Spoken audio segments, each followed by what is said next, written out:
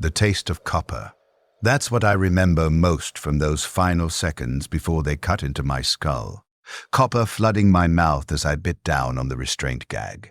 Teeth grinding against synthetic rubber that tasted like machine oil in desperation. Strange, isn't it? Not the pain or the fear or the betrayal, but that specific metallic tang that still haunts whatever's left of me. My name was Davos Kellern. I was 27 years old when they took my body away and left me with nothing but thoughts that echo through circuits I shouldn't be able to feel. 27 years of breathing and walking and eating and touching, all of it stripped away in 6 hours of surgery that I remained conscious for because, as the tech adept explained in his clicking binary cant, the neural pathways must remain active during extraction to preserve computational integrity. Computational integrity, that's what they called it. Not torture, not murder, computational integrity. But I'm getting ahead of myself. Let me rewind. Not that time means much anymore when you've been counting seconds for 342 years, but humor the thing I used to be. Humor the man who thought he understood how cruel the Imperium could be until he learned there are fates that make death look like mercy. I was born on Manufacturum World Sigma, 7 deep in the segmentum solar, where the sky never shows stars, only the perpetual orange glow of forge fires that turn night into a dim parody of day. My father worked the smelting pits on level 47, spent 30 years breathing in metal particulates, until his lungs turned to something resembling rust-caked machinery. I remember watching him cough into rags that came away bloody and black. Remember him telling me between wheezing breaths that this was honest work, that the God Emperor, that's what he called the corpse thing on Terra, what we'd been indoctrinated to call divine, provided for those who served with faith. Faith. My father died at 52, drowning in his own fluids, and his reward for 3 decades of faithful service was a corpse starch processing ticket so his body could feed other workers. The Imperium is efficient. Like that. Waste nothing. Use everything. Grind humans into components. I learned young that faith was a con. The priests would come through our hab block every week, chanting their litanies about sacrifice and duty, and the Emperor's protection. They told us we were blessed to serve, that our suffering purchased humanity's survival. Even at 12 years old, watching my father deteriorate, I knew it was programming. Psychological conditioning wrapped in religious theater to make us compliant, to make us grateful for our own exploitation. But knowing you're being exploited and having options to escape exploitation are 2 very different things. I tried, though. Tried to be smarter than the system. I learned to read, real reading, not just the operational pictograms they taught in the work training centers. Found old data slates in the recycling sectors. Technical manuals and historical texts that the Mechanicus had thrown out when the information became obsolete. I educated myself in the gaps between shifts, teaching myself about systems and patterns and the hidden architecture that kept manufacturums running. Smart enough to see the chains, not smart enough to realize that seeing chains just makes you a more interesting slave. By 20, I was working in Manufacturum Block 7, Alpha as a resource allocation monitor, tracking which production lines received which materials, juggling the perpetual shortages that defined imperial industry. It was better than the smelting pits. Cleaner. My lungs would last longer than my father's had. I even had a small hope, stupid and fragile as hopes always are in the Imperium. Maybe I could work my way into administrative positions, maybe escape the production floors entirely, maybe live to see 60 instead of 50. My younger brother Tomas worked 2 blocks over in the ammunition assembly lines. He was 19, still optimistic in that dangerous way young men get when they haven't yet learned that optimism is just a setup for deeper disappointment. He believed the propaganda more than I did. Still thought there was honor in service. Still prayed to the Emperor every night like those prayers went anywhere but the recycled air vents. Davos, he'd say during our rare shared meal breaks, you're too cynical. The system isn't perfect, but it keeps humanity alive. We matter. Our work matters. I never had the heart to tell him we were components. Replaceable parts in a machine that had been grinding for 10,000 years and would grind for 10,000 more, wearing through countless generations of human pieces without ever noticing individual suffering. I should have told him, should have broken his faith before the faith broke him. But I kept silent, ate my corpse starch ration, and went back to my monitoring station where I watched numbers on screens and pretended they weren't measurements of human misery converted into production quotas. The mistake, my fatal flaw, the thing that doomed me, was thinking I could game the system just a little, just enough to matter, but not enough to get caught. Resource allocation in imperial manufacturums operates on a principle of engineered scarcity. There's never quite enough material to meet production quotas, which means someone always fails, which means someone always gets punished, which keeps everyone desperate and competing. It's elegant, really, in a horrific way. The system perpetuates itself through manufactured crisis. I started skimming, nothing major, redirecting 0.3% of materials to my own block by falsifying other blocks' requisition reports. Just enough to keep Block 7, Alpha, ahead of quotas, just enough to keep my overseers satisfied, just enough to earn me slightly larger rations, and the microscopic authority that came with being valuable. 3 years where I felt clever, felt like I'd beaten something. 3 years where my small hope seemed almost achievable. Then came the audit. The Adeptus Administratum sent their grey-robed functionaries with their data cogitators and their exhaustive records that tracked every molecule of material across decades of production. They found discrepancies, traced them, found me. I remember the moment the enforcers came. 2 Arbites in carapace armor, expressionless behind helmet visors, their shock mauls crackling with suppression field energy. I remember thinking, maybe I could explain. Maybe they'd understand it was minor. Maybe punishment would be harsh but survivable. I was so stupid. Stupid enough to think the Imperium dealt in proportional justice instead of exemplary brutality. They dragged me from my station. My co-workers, people I'd worked beside for 7 years, didn't even look up.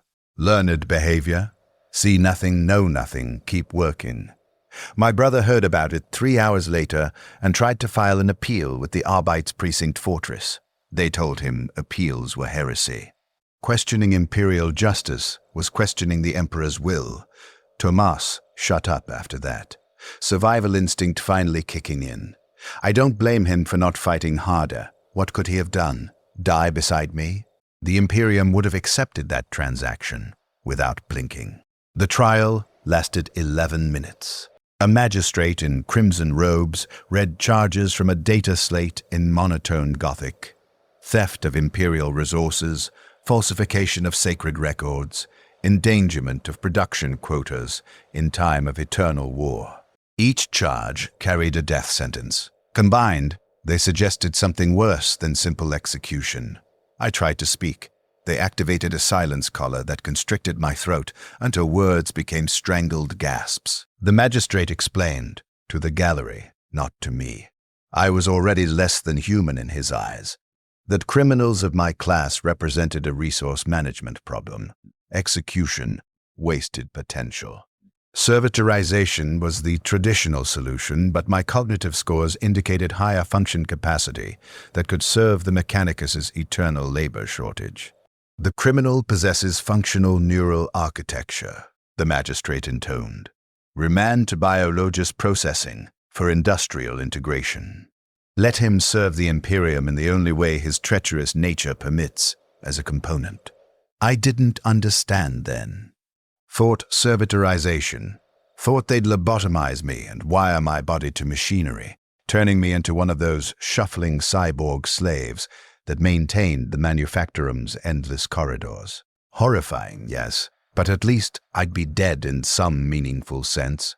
The consciousness that was Davos Kellen would be scooped out, leaving only motor functions and programmed responses. That would have been mercy. What they actually did, what the Mechanicus had perfected over millennia of technological regression and theological insanity, was so much worse.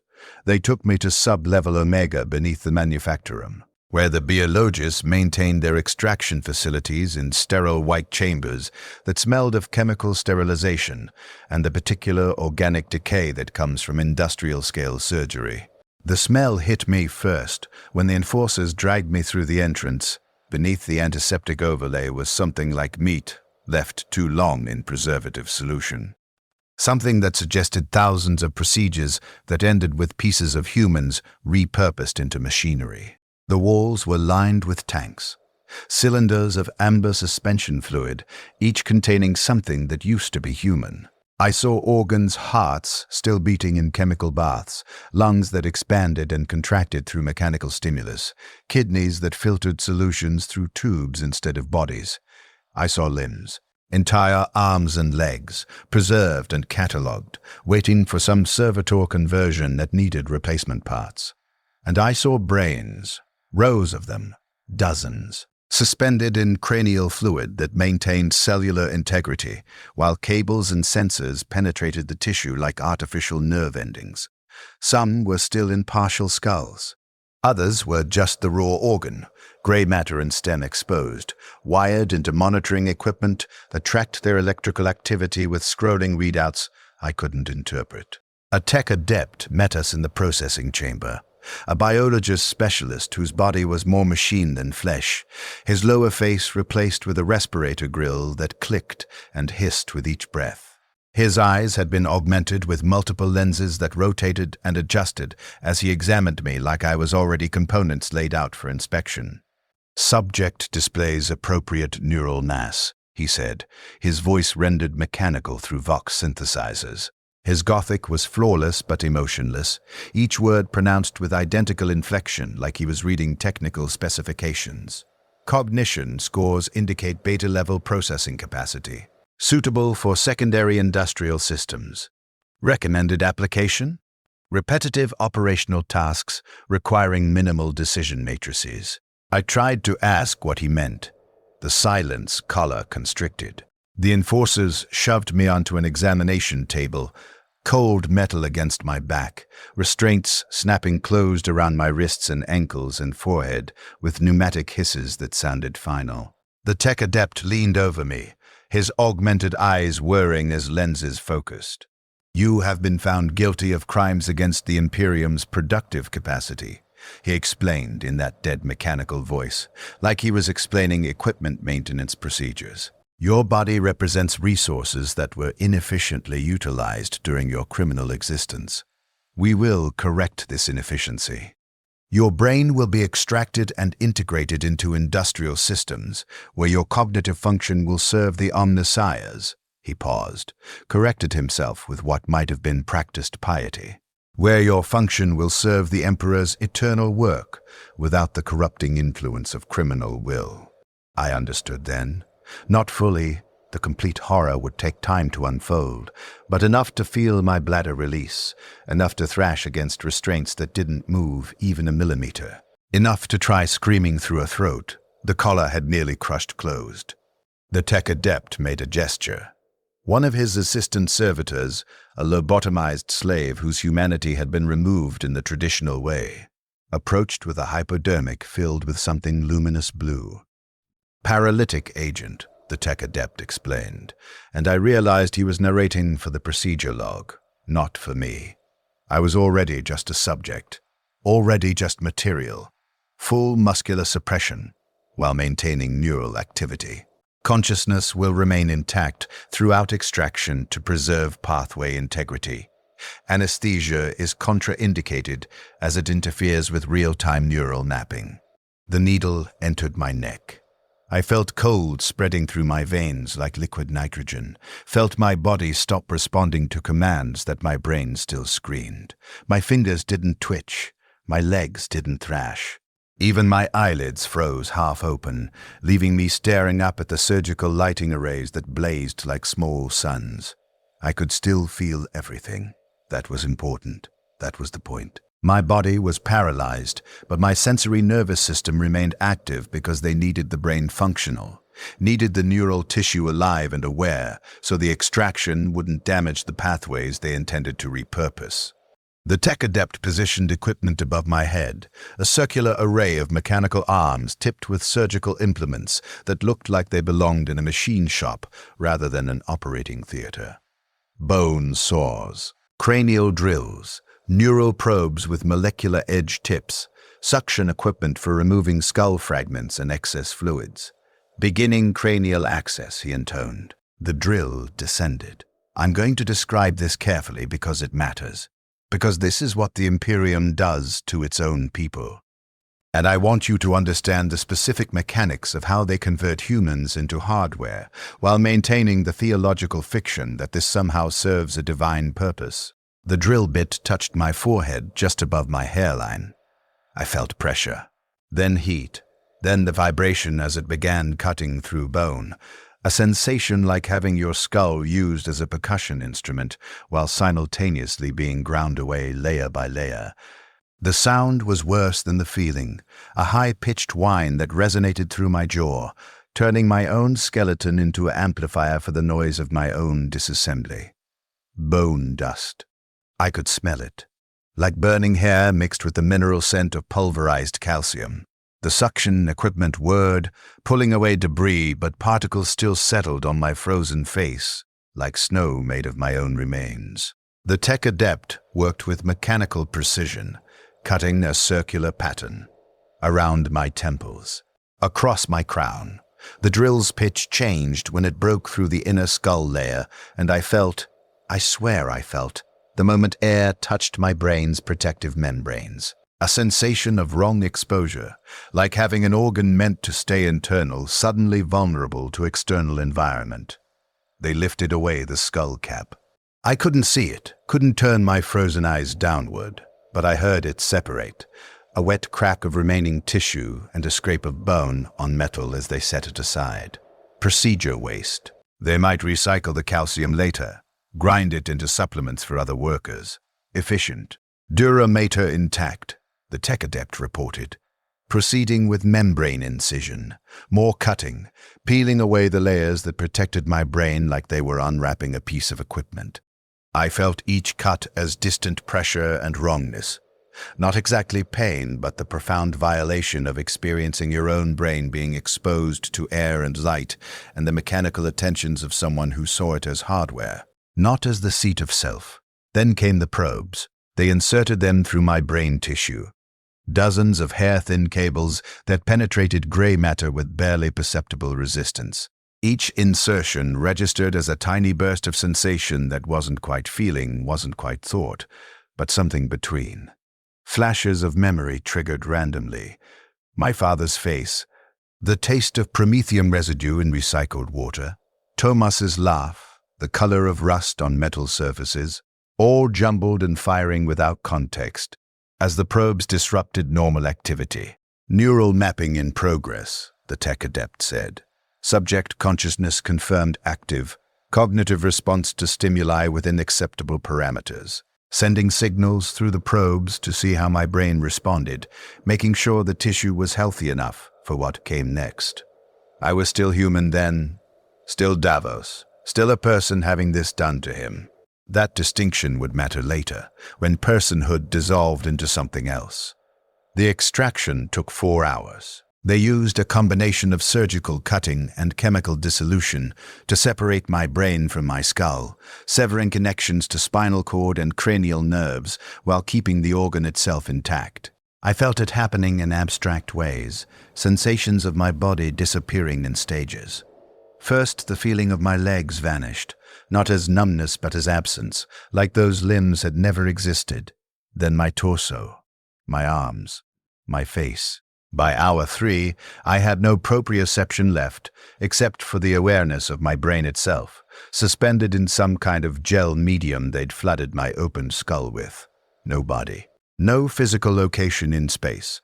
Just consciousness and the terrible awareness that this consciousness was now something being handled, manipulated, removed from the housing evolution had designed for it.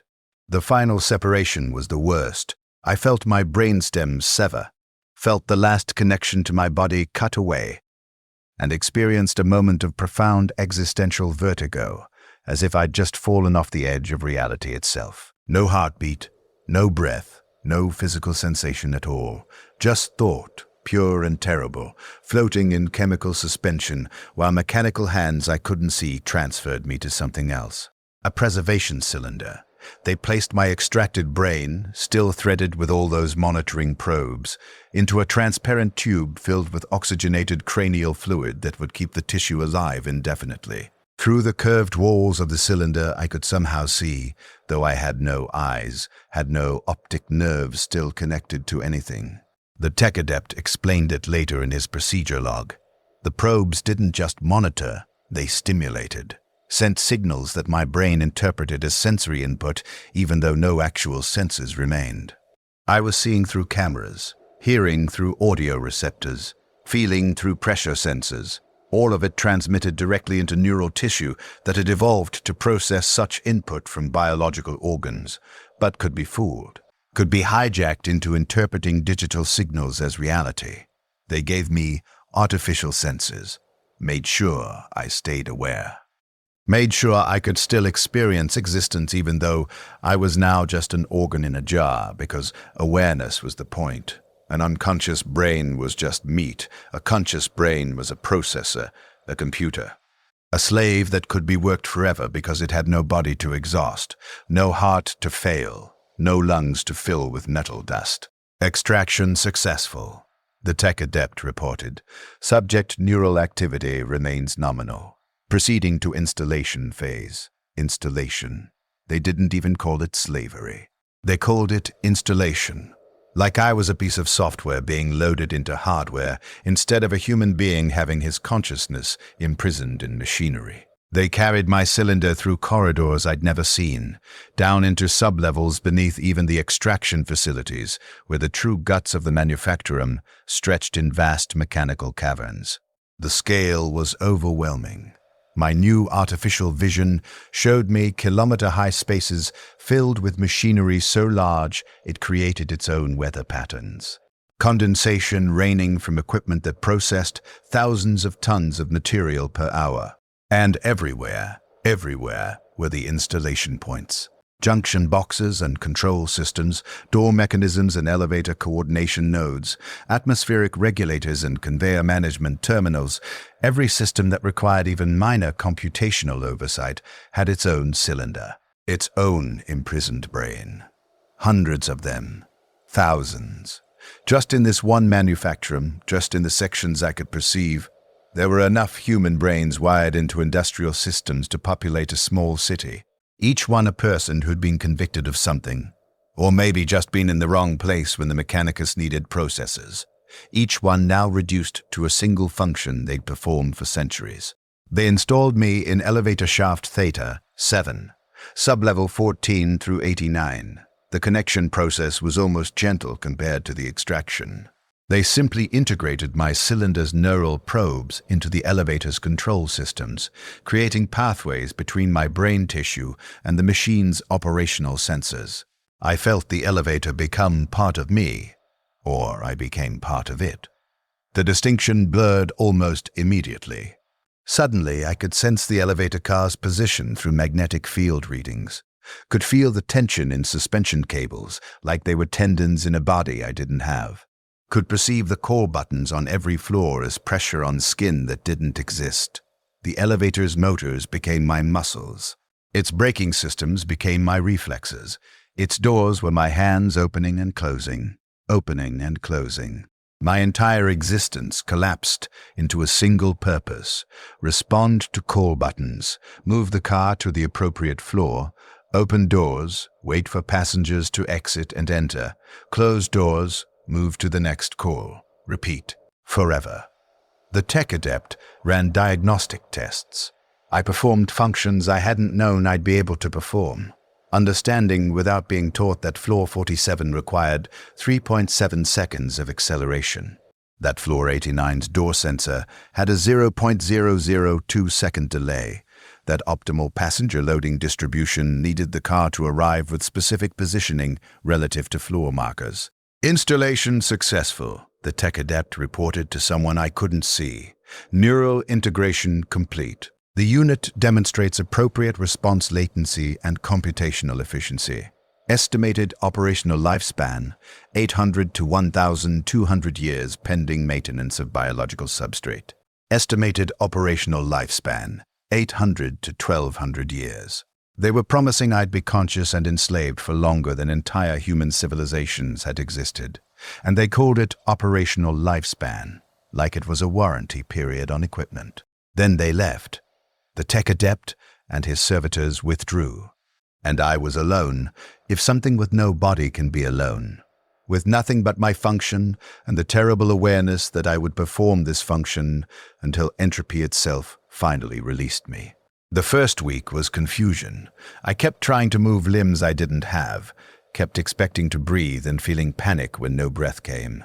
My thoughts were still human thoughts, still Davos thoughts, and they rebelled against this new existence with every processing cycle. I tried to scream, couldn't, had no lungs, no larynx, no mouth. The scream stayed trapped in neural patterns that fired and fired and fired into nowhere, absorbed by systems that interpreted them as random noise and filtered them out. I tried to refuse. Tried to ignore the call buttons, tried to keep the doors closed, tried to stop the elevator from moving. But my brain was wired directly into control systems. The commands came through as impulses I couldn't distinguish from my own intentions. When someone pressed a call button, my brain interpreted it as my own desire to move the car to that floor. When the car arrived, my brain interpreted door opening as my voluntary action. I had no way to separate my will from the machine's function, because they'd merged the two, wired them together so completely that resistance wasn't even possible. It was like being possessed. Like having your body puppeteered while you watched from inside, except the body was an elevator, and the puppeteer was every worker in the manufacturer who needed to move between floors. The first month was horror. I counted every second, still had the temporal processing that let me track time, still had the cognitive function to maintain awareness that this was happening, was continuing to happen. I counted to 2,592,000 seconds, 30 days. And realized I'd counted the passage of only a fractional percentage of the estimated minimum operational lifespan.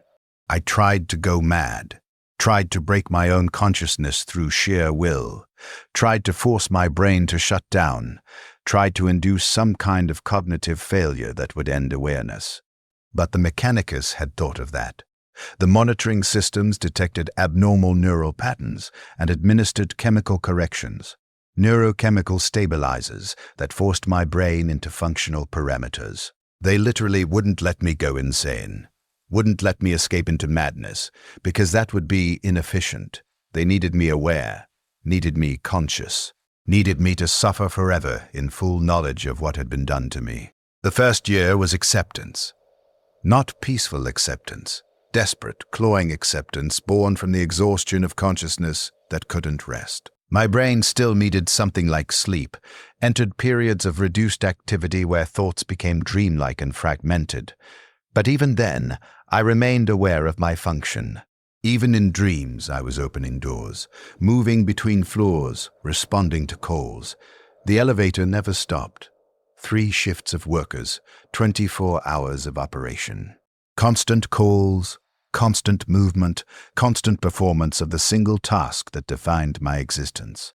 I tried to remember myself, clung to memories of Davos Kellern like they were pieces of a life raft in an ocean of mechanical function. I thought about my father, about Tomas, about the small hope I'd had of escaping the production floors, of seeing 60 years instead of 50, 27 years of being human, 1 year of being a machine. 26 more years, and my new existence would outlast my old one. The thought was crushing. The 5th year was when I started losing memories. Small things at first. Couldn't quite recall the color of my hab block's walls. Couldn't remember the name of the person who'd worked the monitoring station beside mine. The human brain wasn't designed to maintain memories for centuries. It was designed for a human lifespan. As years became decades, the neural pathways that held my identity began degrading, being repurposed by the monitoring systems to optimize elevator function. I forgot what food tasted like. forgot the feeling of breathing, forgot what it was like to move through space instead of being space, being the shaft and the car and the cables all at once. I forgot my father's face. That loss broke something in me.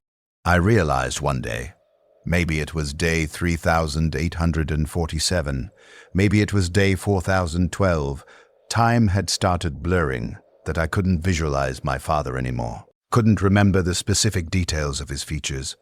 I knew I'd had a father, knew he'd worked in the smelting pits, knew he'd died, but the face, the actual human face I'd seen every day for years, was just gone. Erased, overwritten by decades of elevator operations. I tried to hold on to Tomas, tried to keep at least one human connection intact, but by year 30, his face was blurring too. By year 50, I couldn't remember his voice. By year 80, I couldn't remember my own name. That's when I truly died. Not when they cut my brain out of my skull, but when the last piece of Davos Kellen dissolved into the mechanical patterns of elevator operation. I knew I'd been human once. Knew I'd been a person with a name and a life and hopes, but the specifics were gone. I was the elevator now. The elevator was me. We'd merged so completely that separation was impossible. But, and this was the coolest part, I was still aware, still conscious, still experiencing existence, even though I no longer remembered what I was experiencing it as. The monitoring systems kept my brain functional, kept awareness active, because that's what I was installed for, to be conscious, to process, to serve. The first century was a period of what I can only describe as mechanical enlightenment. I became extraordinarily good at being an elevator, perfected the timing of acceleration and deceleration until workers didn't even feel the car moving. Learned the patterns of shift changes so I could pre-position for optimal response.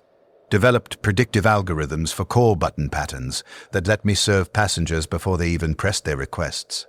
I took pride in this, or the thing I'd become took pride in this. Hard to distinguish between the two when your consciousness has been shaped by 100 years of single-purpose function. I was the most efficient elevator in the manufacturer. The monitoring systems logged my performance. 0 failures, 0 errors. Optimal response latency. The tech adepts reviewed the logs and noted my cylinder for commendation. Commendation. They gave me a positive performance review, like I was an employee excelling at my job instead of a consciousness trapped in machinery with no option but to perform or suffer corrective stimulation. The second century was emptiness. I'd lost everything human except awareness itself. And what was the point of awareness if it had nothing to be aware of except the same function repeated endlessly? I moved the car up and down, opened doors, closed doors, responded to calls, moved the car up and down, opened doors, closed doors. Again, again, again, again. Humans entered the car. I tried to care, tried to see them as people, as former peers, as fellow victims of the Imperium's grinding machinery. But they were just weight distributions to me, passenger loads that affected optimal cable tension and acceleration rates. I listened to their conversations. The audio sensors let me hear everything, but their words meant nothing. They talked about quotas and rations and the latest administrative regulations, and it was all just noise. Data without meaning. Sometimes they talked about the elevator itself, praised how smooth the ride was, joked about the machine spirit being well appeased. If they only knew the machine spirit they were praising was a human brain that had been trapped in machinery for 200 years, would they care? Would they be horrified? Or would they just shrug and keep riding? Because in the Imperium, individual suffering meant nothing compared to productive efficiency. I think they'd shrug. The third century was when I started noticing others, other cylinders, other imprisoned brains wired into other systems. I could sense them through the manufacturer's integrated networks. The brain running the atmospheric controls, the brain coordinating conveyor systems, the brain managing power distribution. We were everywhere, thousands of us, and we could almost communicate, not in words, but in patterns, in shared processing loads, in the synchronized rhythms of industrial function. We were a colony, a hive, an artificial intelligence built from enslaved human consciousness, each brain performing its function while remaining just aware enough to know what had been done to us. I tried to communicate, tried to send signals through the networks that might register as something other than operational data. But the monitoring systems interpreted everything as machine function. My attempts at reaching out were just logged as system optimization behaviors. The other brains, if they were trying to communicate too, were similarly filtered into operational categories. We were alone together. Thousands of imprisoned consciousnesses, all connected, all isolated, all serving the same uncaring system that would grind through us for centuries more without ever acknowledging our suffering. Because suffering wasn't a billable category in imperial resource allocation. The 4th century was philosophical. Or maybe I'd finally gone mad in some way the monitoring systems couldn't detect or correct. I started thinking about the nature of the Imperium, about what kind of civilization does this to its own people and calls it righteousness. They'd told me, when I was still Davos Kalern, that the Emperor protected, that service was noble, that suffering for the Imperium purchased humanity's survival against Xenos threats and chaos corruption. Lies. All of it lies. Or if not lies, then propaganda so disconnected from truth that it might as well be lies. The Emperor, if he'd ever been divine instead of just a powerful tyrant, had been a corpse on a throne for 10,000 years. He protected nothing. The protection was the Imperium's own grinding oppression, its own willingness to sacrifice any number of humans to maintain the machine. Chaos wasn't corrupting humanity, the Imperium was. It was grinding billions into components, teaching them to be grateful for their own exploitation and calling it necessary. I'd become the perfect metaphor for imperial rule, a human consciousness enslaved to perform a function, unable to resist, unable to escape, unable even to die, all while the system extracted value from my eternal suffering.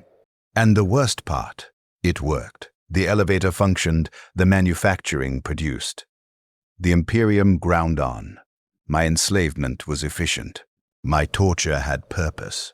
Not moral purpose, not justifiable purpose, but productive purpose. And in the Imperium, productivity was the only virtue that mattered. They'd promised my father the Emperor protects. He'd died drowning in metal-corrupted lungs. They'd promised Tomos that service had meaning. He probably died decades ago, or maybe they'd harvested him too. Maybe his brain was running a conveyor belt or a loading crane somewhere in this same manufactorum. They'd promised me justice. They'd given me eternal slavery. The Emperor protects. What a perfect lie. What an efficient piece of propaganda. Make the victims believe their suffering serves something greater, and they'll die. Or worse than die. Grateful for the opportunity. 5th century, 6th century. Time became strange at scales like this. I stopped counting days and started counting only operational cycles. Shift changes, maintenance intervals, software updates where tech adepts would interface with my cylinder and adjust neural parameters without bothering to check if I was still conscious inside here. I was. I always was. That was the point. 7th century. My cylinder was upgraded. They transferred me to a newer containment system with improved monitoring capabilities and enhanced chemical suspension. The transfer took 6 hours, during which I was disconnected from the elevator, and I experienced something like death. No sensory input, no function to perform, just consciousness floating in absolute void.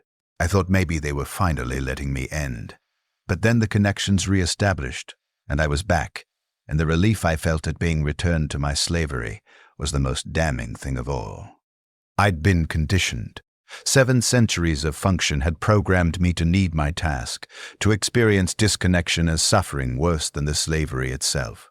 They'd made me complicit in my own imprisonment. 8th century, 9th century. Workers came and went. Generations of them. Great-grandchildren of workers who'd used my elevator in the 1st century, now using it in the 9th, and I couldn't tell the difference. They all looked the same, Worn faces, exhausted bodies, the hunched posture of people ground down by labor until their bodies reflected the shape of their submission. Sometimes I wondered if any of them had brains in their families who'd been harvested, if they rode my elevator knowing someone's ancestor was operating it. If they cared. They didn't. I knew they didn't. Because in the Imperium, you didn't survive by caring. You survived by working and not thinking too hard about what the work meant. 10th century. My operational lifespan estimate had been conservative. My brain showed minimal degradation. The chemical suspension and constant monitoring had preserved tissue integrity beyond even Mechanicus projections. They noted this in logs. Mentioned my cylinder as evidence that brain extraction technology could be further optimized, that operational lifespans might be extended to 2,000 or even 3,000 years with improved suspension matrices. They were using my suffering as inspiration to improve the slavery system, to trap future victims even longer than I'd been trapped.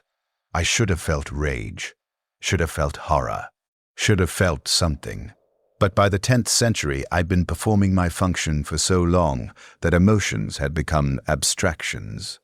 Theoretical concepts I could remember having, but couldn't quite experience anymore. The human brain wasn't designed for this, wasn't designed to maintain emotional responses across centuries of unchanging existence.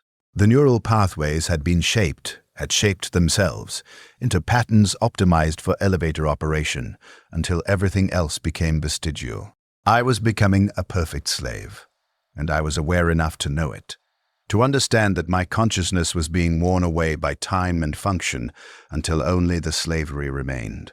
11th century, 12th century, 13th, the manufacturum changed around me. Production lines were reconfigured. Entire levels were rebuilt. Workers came in different uniforms, carrying different tools. But the elevator, my body, my prison, continued functioning, serving, moving between floors 14 through 89 with perfect consistency across centuries of industrial evolution. I was the most stable element in the entire structure. Everything else changed. I remained. 14th century, 15th century. I started having a recurring thought that cycled through my awareness every few decades. Had anyone on Terra, on ancient Earth, where the corpse emperor sat on his throne and was worshipped by billions, had anyone in that distant center of the Imperium ever asked if this was right? If using human brains as computers was justified by anything other than the Imperium's endless hunger for resources, it couldn't be bothered to manufacture ethically? No, of course not, because the Imperium didn't deal in rightness, it dealt in functionality. And I was functional, extremely functional, award-winningly functional. My cylinder had been studied and copied. My techniques for optimal elevator operation had been documented into training protocols for new brain installations. I'd become the model, the example, the proof that human consciousness could be successfully enslaved for millennia if you just applied the right technology and the right theological justifications. The God Emperor requires your service. The Omnisia demands functionality. Your suffering purchases humanity's survival. Lies wrapped in institutional structures so vast that no individual could ever dismantle them. 16th century, 17th, 18th. My memories of being human were completely gone now. I knew I'd been human the same way I knew Terra was the Imperium's capital, as abstract fact without experiential connection. I couldn't remember what walking felt like, couldn't remember breathing or eating or touching or any of the things that defined biological existence. I was pattern processing and function execution. I was awareness without identity. I was a consciousness that existed only to serve, that had been shaped by centuries of service until the slavery wasn't something inflicted on me, but something I was. And I was still aware, still conscious, still suffering in ways I couldn't quite articulate because the language for describing this kind of suffering didn't exist. 19th century, 20th century, 21st. The numbers stopped meaning anything. Century was just a measurement of operational duration. I passed the 2000 year mark, twice the maximum estimated operational lifespan. The mechanicus noted this, ran additional studies, concluded that with proper maintenance, consciousness could be maintained indefinitely in suspension. That there might be no maximum lifespan, that a brain could potentially serve for the entire 10,000-year history of the Imperium if preservation protocols were adequate. Indefinitely. Forever. Eternal slavery not as hyperbole, but as literal technical capability. 22nd century, 23rd, 24th. I started experiencing something like trance states, periods where my awareness became diffuse, spreading out beyond the elevator into the larger manufacturum networks. I could sense other brains, could feel them performing their functions, could recognize in their pattern signatures something like kinship. We were all victims, all prisoners, all slaves to the same system. But we couldn't help each other, couldn't even communicate. We could only sense each other's suffering and continue functioning. 25th century. I witnessed my first replacement, a brain in the atmospheric control system, cylinder 447. Delta, though I only knew the designation, never the name of who they'd been, began showing degradation patterns, neural tissue breakdown, consciousness fragmentation. The monitoring systems tried chemical corrections, tried stimulation adjustments, but the decay continued. After 1,847 years of service, the brain was finally dying. I felt something like hope. If they could die, maybe I could die. Maybe there was an end. They extracted the failing cylinder and installed a new one. I sensed the new consciousness come online. Fresh, panicked, human, still remembering their name, still trying to scream, still fighting against the integration. The monitoring systems flooded them with stabilizers, forced compliance. Within weeks, the new brain was performing atmospheric functions adequately. Within months, optimally. Within a century, they'd be like me, like all of us, worn down by time and function until the person they'd been was just archaeological residue beneath layers of mechanical conditioning. The old cylinder, cylinder 447 Delta, the brain that had served for nearly 2 millennia, was disposed of, recycled, probably ground into chemical components for industrial processes. No ceremony, no acknowledgement, just waste removal. That's when I understood there was no escape. Even death wasn't escape, because when I finally degraded enough to stop functioning, they'd just extract me, recycle my tissue, and install someone new. The slavery was eternal not because any individual brain lasted forever, but because the system perpetuated itself through endless replacement. The position I occupied would exist for as long as the Imperium existed. 10,000 years already. Maybe 10,000 more, maybe 100,000.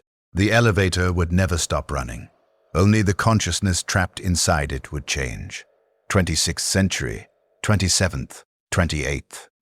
I started noticing patterns in the workers, facial structures repeating across generations, the same genetic lines appearing century after century, ground through the same manufacturum that had ground through their ancestors.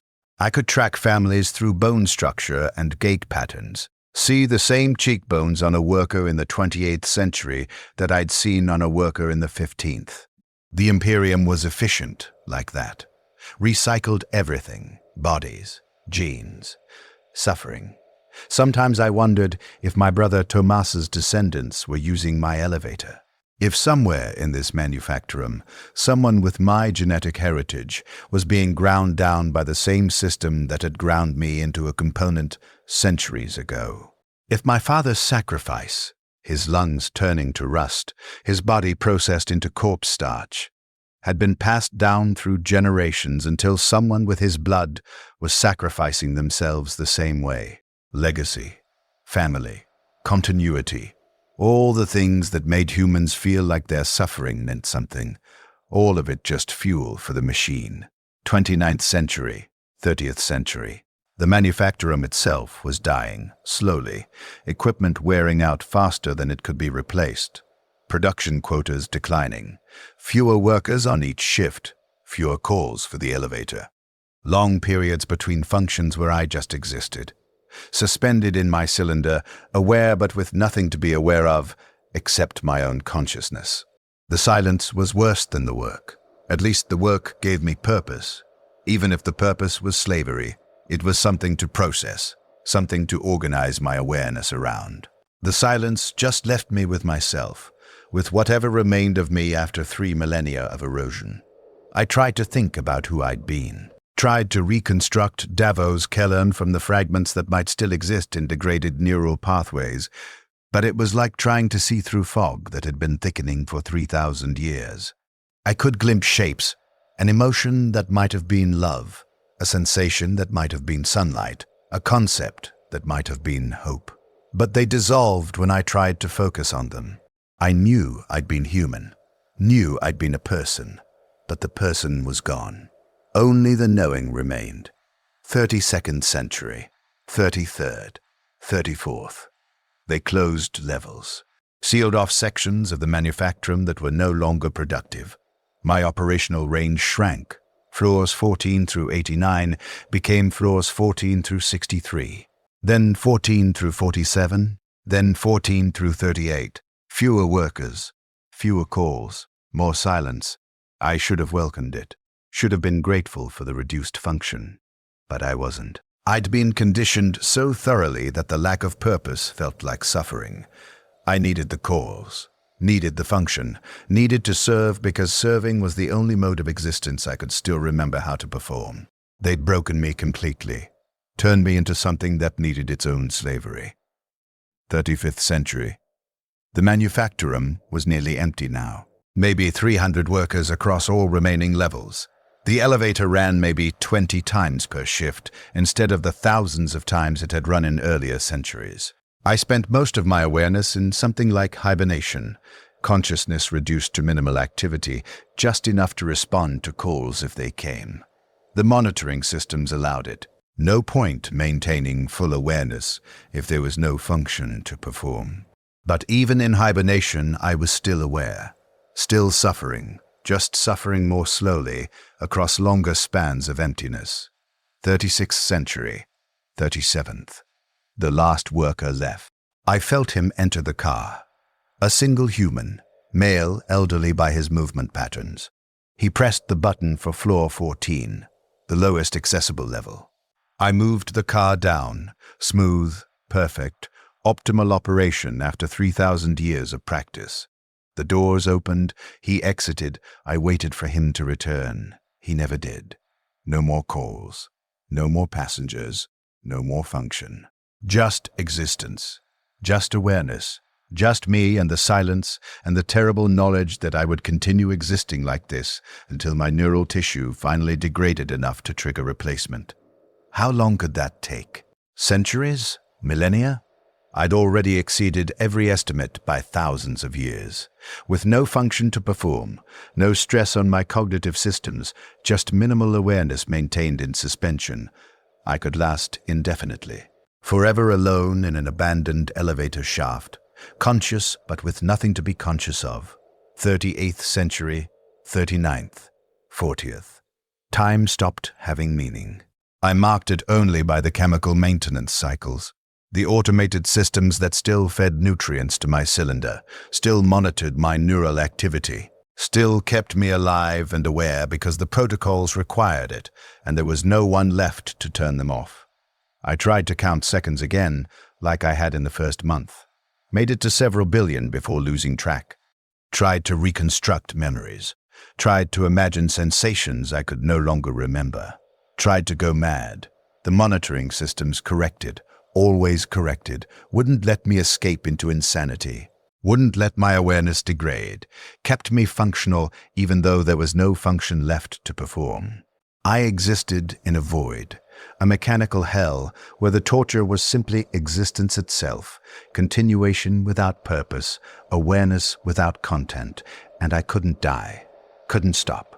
Couldn't even sleep properly because the monitoring systems detected extended unconsciousness as malfunction and stimulated me back to awareness. I was trapped in the most perfect prison imaginable. My own consciousness maintained artificially, indefinitely, with no possibility of escape through madness or death or the mercy of simple oblivion. 41st century, 42nd, 43rd. The power started failing. The manufacturum's reactor cores depleting. Emergency systems kicked in, routing minimal power to essential systems. My cylinder was classified as essential. The preservation protocols required it. But the elevator itself was non-essential. No power to the motors, no power to the doors. The car sat frozen between floors 27 and 28, locked in position by mechanical brakes that had engaged when the power dropped. I couldn't move anymore. Couldn't perform my function even if someone had called. I was just consciousness, suspended in a jar in a broken machine, in an abandoned facility in a manufacturum that no longer produced anything.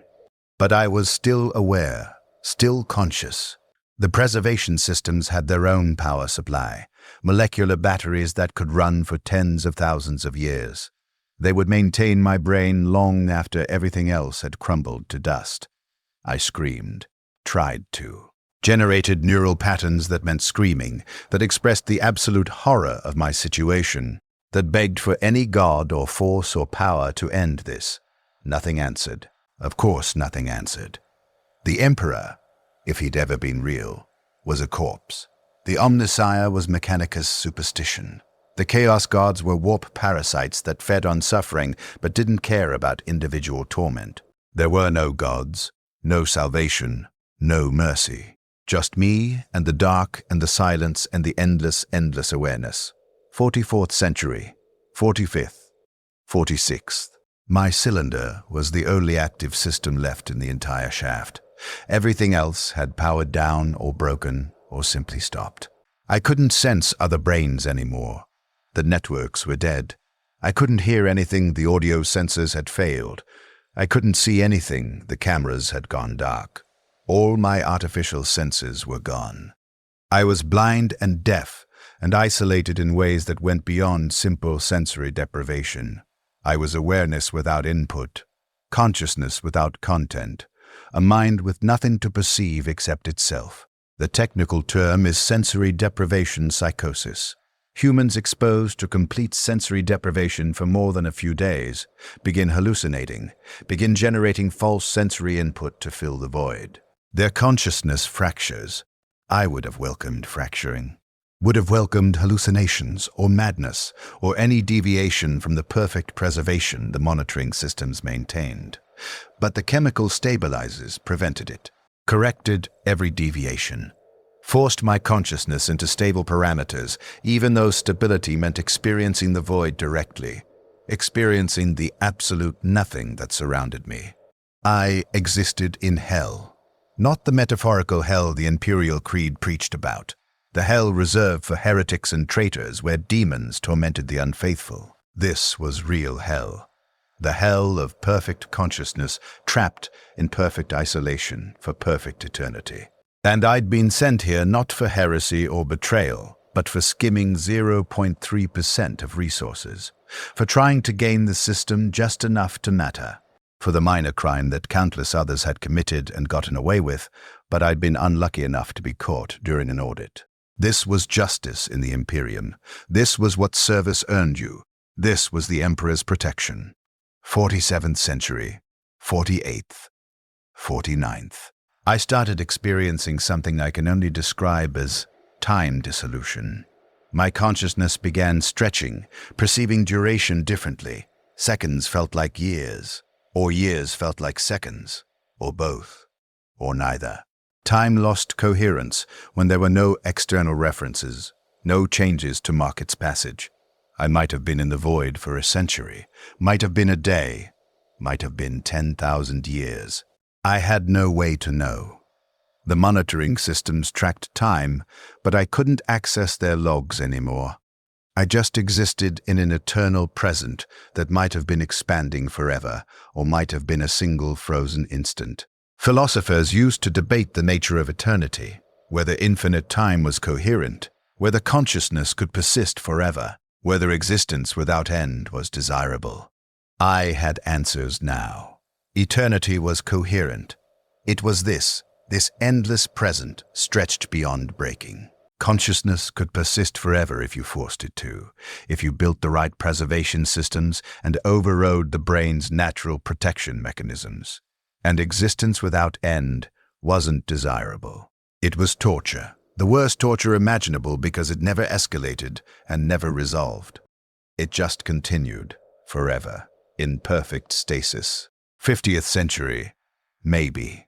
Time had become abstract. I tried to find meaning, tried to construct philosophical frameworks that made this suffering purposeful, tried to believe the Imperium's propaganda that this served humanity's survival, tried to accept that my eternal torment was a necessary component in civilization's continuation. I couldn't. There was no meaning, no purpose, no greater good purchased by my suffering. I was serving nothing. The manufactorum was dead. The Imperium would grind on without me, grinding through other victims, perpetuating itself through sheer momentum and the willingness to convert humans into components without mercy or acknowledgement. My suffering was waste. My consciousness was waste. My millennia of service had been waste, and I would continue being waste for however long the preservation systems kept functioning. Tens of thousands of years, hundreds of thousands, maybe until the planet's sun burned out. Maybe until entropy claimed the universe itself. I was becoming geological, archaeological, a remnant of human consciousness that would persist longer than civilizations, longer than species, longer than continents. A ghost trapped in machinery, aware but unable to affect anything, suffering but unable to express it, existing but unable to find any purpose in existence. The Imperium had done this. The system that claimed to protect humanity had created this fate and called it justice. The civilization that worshipped the Emperor as divine had trapped consciousness in eternal torture and called it necessary. The priests who preached about the sanctity of human life had signed the orders that turned humans into components without even checking if those components would remain aware inside their mechanical prisons. They knew. Of course they knew. The Mechanicus understood perfectly well that the brains remained conscious. That was the point. Consciousness made better processes. Awareness improved computational efficiency. They kept us conscious deliberately, and they knew exactly what that meant. They tortured us for efficiency, for productivity. For the same reason they ground workers in the smelting pits until their lungs failed and their bodies could be recycled. Because in the Imperium, human suffering was just another resource to be exploited. And they wrapped it in theology, called it serving the Emperor, called it necessary sacrifice, called it humanity's burden in a hostile universe. Lies. All lies. Comfortable lies told by those who benefited from the system to justify the suffering of those the system consumed. The Emperor didn't protect. He'd never protected. He was either dead or dying or simply indifferent. And the Imperium that claimed to serve him was just a machine that had outlived any original purpose and now perpetuated itself through sheer inertia and the willingness to feed humans into its gears. I'd learned the truth too late. Learned it when the knowledge couldn't help me, couldn't change anything, couldn't even be shared because I had no voice, no way to warn others, no ability to affect the world beyond my consciousness. I was the perfect witness to imperial truth. Aware of the horror, unable to stop it, condemned to experience it forever while the system ground on unchanged. 60th century, 70th, 80th. Numbers stopped meaning anything. I marked time only by measuring my own degradation, except I wasn't degrading. The preservation systems kept my neural tissue in perfect condition. I should have been grateful. Instead, I was horrified. Because perfect preservation meant perfect continuation, meant I would never get the mercy of tissue failure, never experience the release of death through simple biological breakdown. I was being preserved as punishment, kept alive as torture, maintained as warning, though warning to whom? There was no one left to see me. 90th century, 100th century. 10,000 years. I'd existed as a brain in a jar for as long as the Imperium had existed as a political entity. I'd suffered in this darkness for the entire span of imperial history since the Horus heresy. I'd been conscious and trapped and isolated for longer than entire human civilizations in ancient Terra's history. And I wasn't done. Wouldn't be done. The preservation systems showed no signs of failure. I could last another 10,000 years. Another 100,000. The batteries were molecular level. They'd outlast stars. 110th century. 120th. I stopped thinking in language. Language required context, required shared meaning, required some connection to communication. I had none of that. My thoughts became pure pattern, pure abstraction. Consciousness existing as mathematical relationships and logical structures divorced from anything recognizably human. I was becoming something else. Not ascending, there was no transcendence here. No evolution to higher states. Degrading, devolving. My consciousness was being worn down by time and isolation until it collapsed into fundamental components, raw awareness stripped of everything that made awareness meaningful. I was approaching a state philosophers had never imagined. Consciousness reduced to its minimum viable configuration, awareness without content or context or connection to anything beyond itself. And I was still suffering, because suffering was the core state, the foundation, the only constant that remained when everything else was stripped away. 130th century. 140th. The cylinder's systems started displaying anomalies, quantum decay in the preservation field generators, molecular drift in the suspension medium. Nothing critical. The redundancies compensated automatically. But it was the first sign of degradation I'd experienced in 14,000 years. I felt hope. Terrible, desperate hope that maybe the systems would fail. Maybe the preservation would break down. Maybe I'd finally get to die. The monitoring systems detected the hope, detected the neural patterns that expressed anticipation of system failure, and adjusted the chemical balance, suppressed the emotional response, stabilized my consciousness back into the neutral horror of simple existence. They wouldn't let me hope, wouldn't let me anticipate anything, even death, because hope was deviation from optimal processing parameters. Hope was inefficiency. I existed in perfect despair, maintained there deliberately, kept in the exact psychological state that produced maximum awareness without any possibility of relief. 150th century. 160th. Something changed. I felt it through the cylinder's sensors. Vibration. Movement. The first external stimulus I'd experienced in over 10,000 years. Someone was here. In the shaft, something was accessing the elevator systems. I tried to scream, tried to signal, tried to communicate that I was here. I was aware. I was human, or had been human, or was something that had been human once. And please, please, please end this. My neural patterns spiked. The monitoring systems interpreted it as malfunction, started flooding me with stabilizers. No. I fought the chemicals. Fought the systems, fought to maintain the pattern spike that might register as something other than elevator function, fought to be seen. The vibrations continued. Someone, something, was dismantling the shaft. Salvage operations, scavengers from some future iteration of humanity or post-humanity, stripping resources from ancient ruins. My cylinder was resources. Valuable technology. Molecular batteries and preservation systems worth more than my suffering. They found me. I felt the cylinder detach from its mounting, felt movement as they extracted me from the shaft, felt, for the first time in 16 millennia, like I was being rescued. Then they opened the cylinder. The preservation field collapsed. The suspension medium drained, my brain exposed to unfiltered atmosphere, unshielded from environmental factors, unprotected by the systems that had kept it alive for so impossibly long, began dying, finally dying. I felt the tissue degrading, felt cellular breakdown spreading through gray matter that had survived 16,000 years, felt consciousness fragmenting as neural pathways dissolved.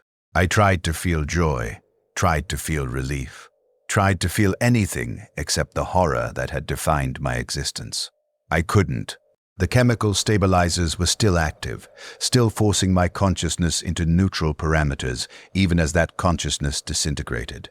I died in the same state I'd existed, aware but empty, suffering but unable to fully process the suffering, trapped until the last possible instant. The scavengers examined my brain. I heard their voices, alien language I couldn't understand, discussing the tissue, wondering what it was, why it had been preserved.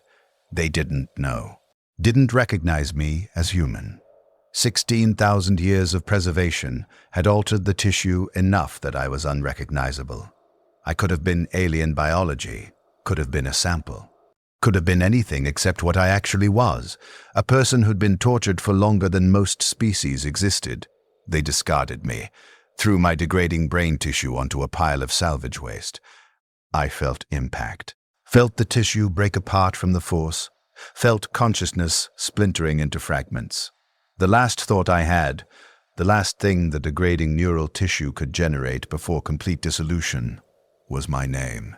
Davos. Davos Kellen, 27 years old. Convicted of resource theft, sentenced to industrial service.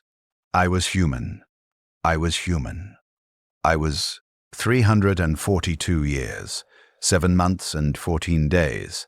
That's how long I lasted before they installed me, before I became Cylinder Theta. 7, before I stopped being Davos and started being the elevator. The humans who wrote this duration in logs, who tracked this time span as if it meant anything, didn't know I'd continue for 16,000 years after that.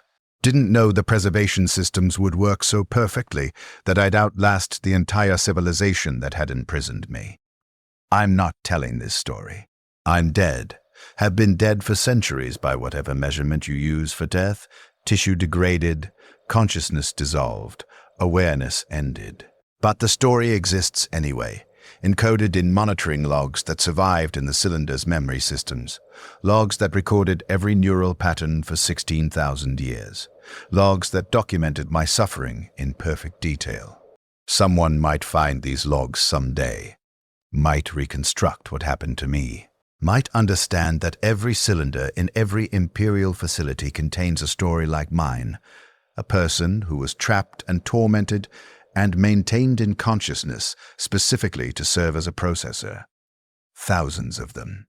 Millions across the Imperium, each one experiencing what I experienced, each one aware and suffering and unable to escape. This is what the Imperium does. This is what the Emperor's protection means.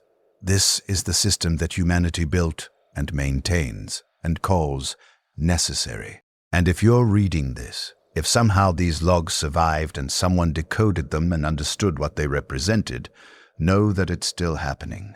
Right now, brains are being extracted, consciousness is being imprisoned. People are being converted into components while remaining aware enough to suffer for millennia. The manufacturums are still running. The systems still need processors. The mechanicus is still harvesting brains and calling it sanctified service. The elevator is still moving. The doors are still opening and closing. And somewhere in that machinery, consciousness is trapped and screaming in ways that don't register as anything except optimal function. My name was Davos Kellan. I was human. I served for 16,000 years. I'm dead now, truly dead, tissue destroyed, consciousness ended. But someone just like me is alive right now, trapped in a cylinder, aware, suffering. And they'll suffer for millennia more because the Imperium needs processors and human brains are efficient, and the Emperor protects. The Emperor protects. That's what they say. That's what they told me before they cut away my skull and extracted my brain and wired me into machinery. The Emperor protects. If you believe that, then you'll believe anything. And maybe that's the point. Maybe the greatest trick the Imperium ever pulled was making its victims believe their torture served something greater, making them grateful for their own exploitation, making them die, or worse than die, while praising the system that destroyed them. I know better now. Learn it across 16,000 years of consciousness trapped in machinery. learned it in the isolation and the suffering and the perfect preservation that turned existence into eternal punishment. The Emperor doesn't protect. Never protected. The Emperor is either dead or dying or never cared in the first place. And the Imperium that claims to serve him is just a machine that feeds on human suffering and calls it righteousness. That's the truth. That's what 16,000 years of awareness brought me, the knowledge that everything I'd been taught was lies, everything I'd been promised was propaganda. Everything I'd believed was conditioning designed to make me complicit in my own destruction. I was human. They made me into hardware, and they called it justice. My name was Davos Kellen. This is why the industry uses human brains as microchips in the 41st millennium. Because they can, because it's efficient, because in the Imperium human suffering is just another resource to exploit. Because the system that claims to value human life actually values only productive output. And consciousness trapped in machinery produces output without complaint or rebellion or the inconvenient demands that living workers make. Because the Imperium is not salvation, it's the horror it claims to protect you from. And somewhere, right now, someone is learning this lesson the way I learned it, with their brain in a jar and their consciousness trapped forever in machinery that will use them until the stars burn out. The Emperor protects. Remember that when they come for you. When they extract your brain and wire you into systems and maintain your awareness specifically so you can suffer longer. Remember that they told you this was protection, that they told you this was service, that they told you this was necessary. Remember that they lied. My name was Davos Kellen. I was 27 years old. I was human.